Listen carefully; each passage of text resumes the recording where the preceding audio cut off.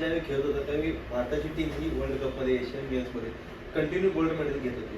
आता येणाऱ्या काही काळामध्ये लास्टच्या 2-3 वर्षामध्ये तुम्ही जर पाहिलं असेल तर इराणची टीम भारताला तोडीस तोड प्रत्युत्तर देत आहे. भारताला एक वेळ हरवली सुद्धा आहे. तर भारताच्या टीममध्ये अशा काही कमतरता वाटतायत का, की कारण की येणाऱ्या 3-4 वर्षामध्ये इराणची टीम ही भारताला नक्कीच हरवू शकते आणि ती आता पद्धतीने कॅपेबल पण आहे. तर यामध्ये आपल्या भारताचं काय कमी वाटतं आपल्याला? नाही नाही, 100% त्याच्यामध्ये कसं आहे, आज इराणची जी मुलं आहेत त्याची बघितल्यानंतर त्यांची जी बॉडी स्ट्रक्चर जे आहे हे अक्षरशः म्हणजे ती कसं म्हणतो त्याला आपण, एखादे पकड म्हणा किंवा ते नुसतं अंगठा पकडला तरी ती सोडत नाही. म्हणजे एवढी त्यांच्याकडे पॉवर तिची ती कुठून आलेली आहे. त्यांच्याकडे जी पॉवर आलेली आहे त्यांचं डाएट त्या पद्धतीचं असतं, त्या प्रॅक्टिस त्या पद्धतीची असते. स्किल जे डेव्हलप केलं त्यांनी, ते स्किल डेव्हलप करताना प्रत्येक गोष्ट त्यांनी बरोबर हिरून ती प्रॅक्टिसमध्ये यूज केलेल्या गोष्टी आहेत त्या सगळ्या प्रॉपर त्या काळामध्ये. आज आपण असं ह्या कबड्डीचं जसं एक बघतो की आपण पहिल्या वर्षी गोल्ड मेडल मिळालं, दुसऱ्या वर्षी मिळालं, तिसऱ्या वर्षी आपण म्हणजे इराणबरोबर हरलो किंवा ह्याच्याबरोबर हरलो, दोन्ही टीम हरल्या, लेडीज पण हरली, जेंट्स पण हरली. म्हणजे 3-4 एशियनमध्ये, तिसऱ्या का चौथ्या एशियनमध्ये आपल्याला हार पत्करावी लागली आहे कबड्डीची, की जी भारतामध्ये कबड्डी पॉप्युलर आणि एवढी जबरदस्त खेळ असलेला तुम्ही तिथे गेलात.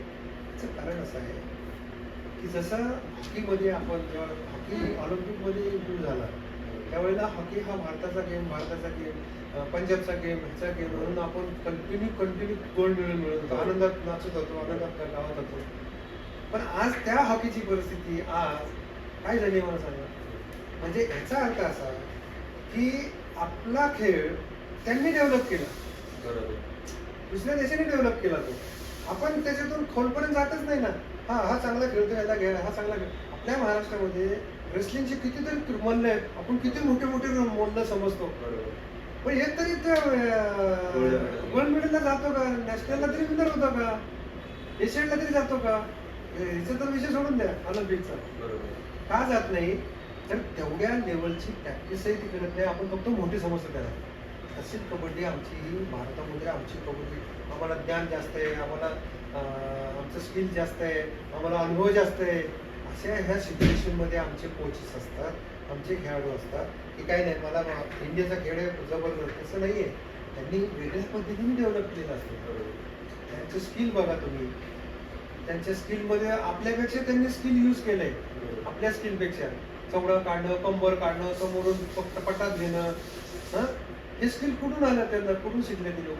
म्हणजे आपल्याकडचं स्किल आहे पण आपण कुठे यूज करतोय जास्त. कमरेत काढत नाही, चेन मारत नाही. म्हणजेच याचा अर्थ असा की आपल्याकडे कोचिंगचा अभाव. ज्या पद्धतीने कोचिंग करायला पाहिजे, ज्या पद्धतीने खेळाडूंना डेअरिंग बनवायला पाहिजे, डेअरर बनवायला पाहिजे, का तेव्हा खुंची आहेत. आणि जो खेळाडू ह्या कबड्डीत खुंची असतो तोच चांगला खेळू शकतो. खुन्नस नसेल तर नाही खेळू शकत. म्हणून त्याची सायकोलॉजी, त्याच्या सगळ्या गोष्टी, सगळ्याची केवळ सगळ्या ॲक्शन सुद्धा तुमच्या मुवमेंट ह्या ज्या उपजत आलेल्या असतात त्या डेव्हलप करायला लागतात. अशा पद्धतीने केलं तर तुम्हाला पुढे मागे भवितव्य आहे. नाहीतर फक्त इराण नाही, अनेक देश आपल्या विरुद्ध उभे राहू शकतात.